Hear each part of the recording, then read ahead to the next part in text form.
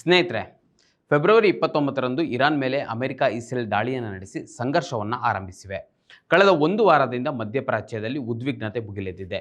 ದಾಳಿ ಪ್ರತಿದಾಳಿಗಳಲ್ಲಿ ಅಪಾರ ಸಾವು ನೋವು ಹಾನಿಗಳು ಸಂಭವಿಸಿವೆ. ಸಂಘರ್ಷ ನಡೆಯುತ್ತಿದ್ದ ಹೊತ್ತಿನಲ್ಲಿಯೇ ಭಾರತಕ್ಕೆ ಭೇಟಿ ನೀಡಿದ್ದ ಇರಾನ್ ನೌಕಾಪಡೆಯ ತಂಡದ ಶಿಪ್ ಅನ್ನು ಮಾರ್ಚ್ 4ರಂದು ಅಮೆರಿಕದ ಸಬ್ಮೆರಿನ್ ಮುಳುಗಿಸಿದೆ. ಅದರಲ್ಲಿ ಸುಮಾರು 87 ಸಿಬ್ಬಂದಿಗಳನ್ನು ಅಮೆರಿಕ ಕೊಂದಿ ಹಾಕಿದೆ. ತನ್ನ ಕ್ರೌರ್ಯದ ವಿಕೃತಿಯನ್ನು ಜಗತ್ತಿಗೆ ಪ್ರದರ್ಶನ ಮಾಡಿದೆ. ಭಾರತದ ಆಹ್ವಾನದ ಮೇರೆಗೆ ಇರಾನ್ ನೌಕಾದಳವಾದ ಫ್ರಿಗೇಟ್ IRIS ಡೇನಾ ಇತ್ತೀಚೆಗೆ ಭಾರತಕ್ಕೆ ಭೇಟಿ ನೀಡಿತ್ತು. ಭಾರತೀಯ ನೌಕಾಪಡೆಯು ಫೆಬ್ರವರಿ 15ರಿಂದ 25ರವರೆಗೆ ವಿಶಾಖಪಟ್ಟಣದಲ್ಲಿ ಆಯೋಜಿಸಿದ್ದ ಮಿಲನ್ 2026 ಎಂಬ ಅಂತಾರಾಷ್ಟ್ರೀಯ ಬಹುಪಕ್ಷೀಯ ನೌಕಾ ವ್ಯಾಯಾಮ ಮತ್ತು ಇಂಟರ್ನ್ಯಾಷನಲ್ ಫ್ಲೀಟ್ ರಿವ್ಯೂನಲ್ಲಿ ಭಾಗವಹಿಸಿತ್ತು. ಈ ಕಾರ್ಯಕ್ರಮಗಳನ್ನು ಮುಗಿಸಿ ಇರಾನ್ ಮರಳಿ ಪ್ರಯಾಣವನ್ನು ಆರಂಭಿಸಿತು. ಆದರೆ ಇರಾನ್ನ ಆ ನೌಕೆಯನ್ನು ಅಮೆರಿಕದ ನೌಕಾಪಡೆಯು ಆಕ್ರಮಣಕಾರಿ ಸಬ್ಮೆರಿನ್ ಮಾರ್ಕ್ 48 ಟಾರ್ಪಿಡೋ ದಾಳಿ ನಡೆಸಿತು. ನೌಕೆಯನ್ನು ಮುಳುಗಿಸಿತು. ಈ ಕೃತ್ಯ ನಡೆದದ್ದು ಭಾರತಕ್ಕೂ ಸಮೀಪವಿರುವ ಶ್ರೀಲಂಕಾ ಕರಾವಳಿಯಿಂದ ಕೇವಲ 40 ಕಿಲೋಮೀಟರ್ ದೂರದಲ್ಲಿ. ಗಮನಾರ್ಹವಾಗಿ 2ನೇ ಮಹಾಯುದ್ಧದ ನಂತರ ಅಮೆರಿಕದ ಸಬ್ಮೆರಿನ್ ರಾಷ್ಟ್ರವೊಂದರ ಯುದ್ಧ ನೌಕೆಯನ್ನು ಮುಳುಗಿಸಿದ್ದು ಇದೇ ಮೊದಲ ಕೃತ್ಯ. ಈ ನೌಕೆಯಲ್ಲಿ ಸುಮಾರು 130 ಮಂದಿ ಇದ್ದರು ಎನ್ನಲಾಗಿದೆ. ಶ್ರೀಲಂಕಾದ ನೌಕಾಪಡೆಯು ತಕ್ಷಣ ರಕ್ಷಣಾ ಕಾರ್ಯಾಚರಣೆ ನಡೆಸಿ 87 ಮಂದಿಯ ಮೃತದೇಹಗಳನ್ನು ಹೊರತೆಗೆದಿದೆ. ಅಲ್ಲದೆ 32 ಮಂದಿ ಇರಾನಿ ನಾವಿಕರನ್ನು ಬದುಕುಳಿಸಿದೆ. ಆದರೆ ದಾಳಿ ಮಾಡಿದ ಅಮೆರಿಕವು ಇರಾನ್ ನೌಕೆಯಲ್ಲಿದ್ದವರನ್ನ ರಕ್ಷಿಸದೆ ಸಾಯಲು ಬಿಟ್ಟಿದೆ. ಅಮೆರಿಕದ ಪೆಂಟಗನ್ ಬಿಡುಗಡೆ ಮಾಡಿದ ಪೆರಿಸ್ಕೋಪ್ ವಿಡಿಯೋದಲ್ಲಿ ಇರಾನ್ ನೌಕೆಯ ಮೇಲೆ ಅಮೆರಿಕ ಸಬ್ಮೆರಿನ್ ನಡೆಸಿರುವ ಟಾರ್ಪಿಡೋ ದಾಳಿ ಮಾಡುತ್ತಿರುವುದು ನೌಕೆಯ ಸ್ಟರ್ನ್ನಲ್ಲಿ ದೊಡ್ಡ ಸ್ಫೋಟವಾಗಿ ಅದು ಮುಳುಗುವುದು ಕಾಣಿಸುತ್ತದೆ.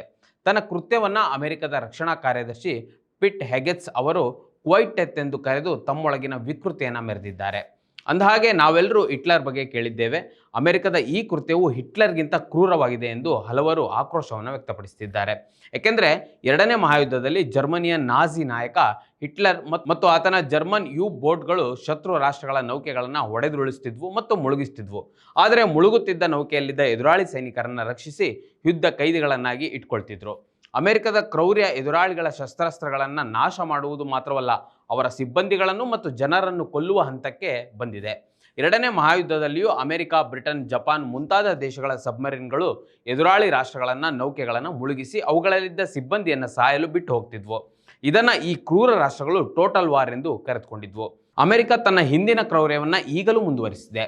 ಇರಾನ್ ನೌಕೆಯನ್ನು ಹೊಡೆದು ಮುಳುಗಿಸಿದ ಬಳಿಕವೂ ಅಮೆರಿಕದ ಸಬ್ಮೆರಿನ್ನಲ್ಲಿದ್ದವು ರಕ್ಷಣೆಗೆ ಇಳಿಯಲಿಲ್ಲ. ಆದರೆ ಶ್ರೀಲಂಕಾ ನೌಕಾಪಡೆಯು ರಕ್ಷಣಾ ಕಾರ್ಯಾಚರಣೆಯನ್ನು ನಡೆಸಿತು.